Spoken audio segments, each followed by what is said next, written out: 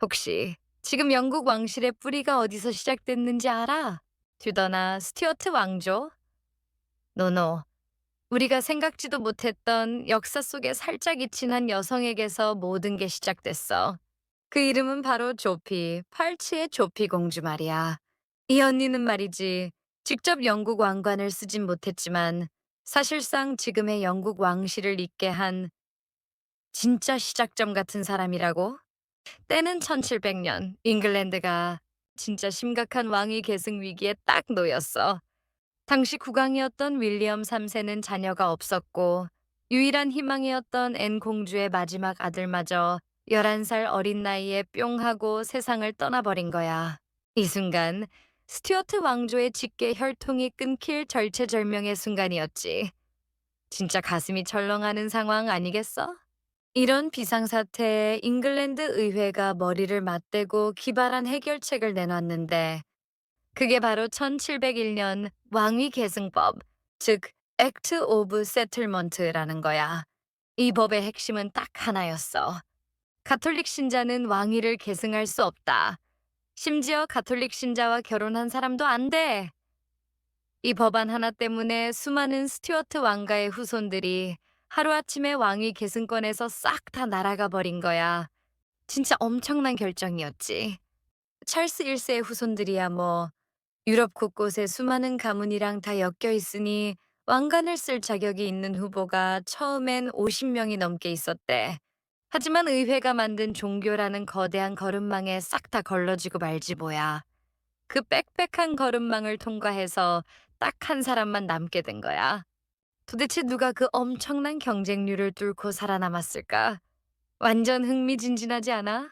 가톨릭으로 개종했거나 가톨릭 가문이랑 결혼한 사람들이 전부 제외되자 놀랍게도 왕위 계승권은 제임스 1세의 외손녀이자 독실한 개신교도였던 무려 70세의 독일 공주 바로 팔츠의 조피에게로 돌아간 거야. 아무도 예상 못한 반전이었지? 심지어 나이도 지긋하셨는데 말이야. 그럼 이 조피 공주는 어떤 사람이었을까? 외가 쪽으로는 잉글랜드와 스코틀랜드의 국왕이었던 제임스 1세의 손녀였어. 완전 금수저 중에 금수저지. 친가 쪽은 신성 로마 제국의 선제후이자 엄청난 명문가인 비텔스바흐 가문이었고. 그런데 말이야, 현실은 완전 딴판이었어. 30년 전쟁이라는 거대한 소용돌이 속에서 모든 걸 잃고 네덜란드에서 망명 생활을 해야 했대. 지위는 공주지만 영토도 재산도 없는 껍데기뿐인 공주였던 거지.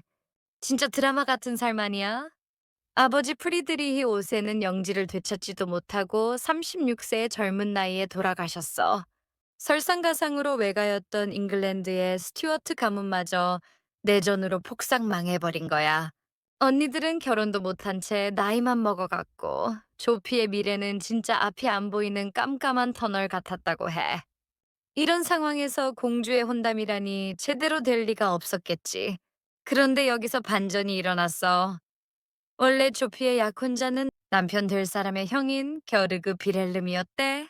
그런데 이 오빠가 갑자기 파혼을 선언해버린 거야. 헐! 완전 뒤통수였지.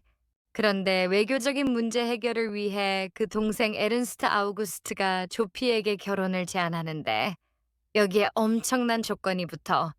형 겨르그 비렐름은 평생 결혼하지 않으며 그의 영지는 조피의 후손에게 물려준다. 이 조건은 심지어 공식 결혼 계약서에 딱 명시되었대. 와, 미래의 영지를 담보로 한 결혼이라니 진짜 대박이지 않아?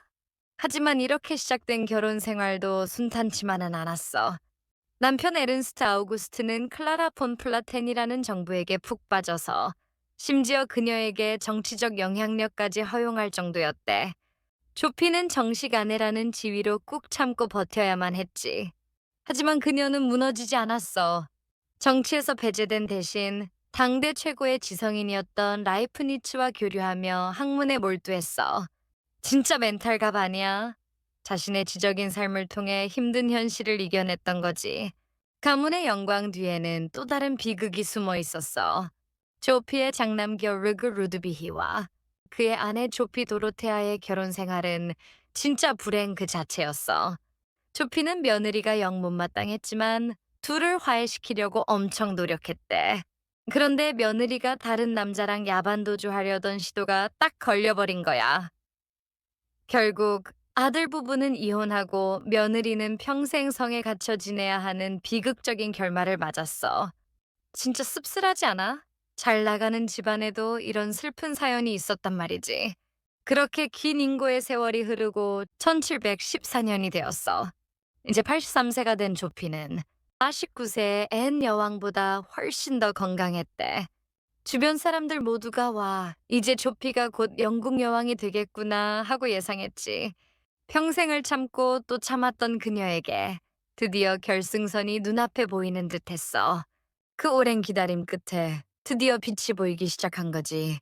그런데 여기서 또 한 번의 충격적인 반전이 일어나.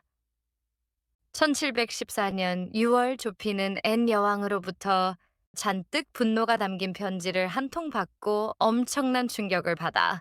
그리고 며칠 후 정원을 산책하다가 갑자기 쏟아지는 비를 피하려고 뛰어가다 그만 쓰러져서 83세의 나이로 세상을 떠나고 말아. 이 언니가 죽고 나서 불과 7주 뒤에 앤 여왕도 사망했대. 진짜 결승선 바로 앞에서 심장이 멈춰버린 격이지. 너무나 안타까운 순간 아니겠어? 조피가 죽고 딱 2달 뒤 앤 여왕도 세상을 떠났어. 결국 왕위는 조피의 아들 하노버의 선제후계 오르그 루드비히에게 돌아갔지. 그가 바로 영국 최초의 조지 1세야. 이렇게 하노버 왕조가 시작된 거야. 조피는 직접 왕관을 쓰지는 못했지만 그녀의 피가 마침내 왕좌에 올랐던 거지. 와, 진짜 영화 같은 이야기 아니야? 간절히 원했지만 가질 수 없었던 꿈을 아들이 대신 이뤄준 셈이잖아. 팔치의 조피는 비록 왕관을 쓰지 못했지만 그녀의 후손들은 무려 300년 넘게 영국의 왕위를 이어오고 있어. 지금도 5천 명이 넘는 그녀의 후손들이 영국 왕위 계승서열에 이름을 올리고 있대. 망명자로 태어나 여왕이 되지는 못했던 공주 팔치의 조피. 그녀가 바로 현대 영국 왕실의 진정한 어머니라고 할 수 있지. 이 언니 없었으면 지금의 영국 왕실도 없었을 거야. 진짜 멋지지 않아? Food for thought, 인내심, patience. 가장 위대한 힘은 순간의 업적이 아니라 끈기 있는 인내에서 비롯된다. 사뮤엘 존슨이 한 말 생각나지 않아? 팔치의 조피는 거대한 갈등 속에서 영국 왕실의 미래를 준비한 지적인 여성이자 승리자라고도 할 수 있지. 이 썰에 대한 여러분의 생각은 어떠신가요? 댓글로 남겨주세요. 더 흥미로운 썰을 위해 구독과 좋아요라는 수사비를 지원해주세요. 다음에 뵙겠습니다.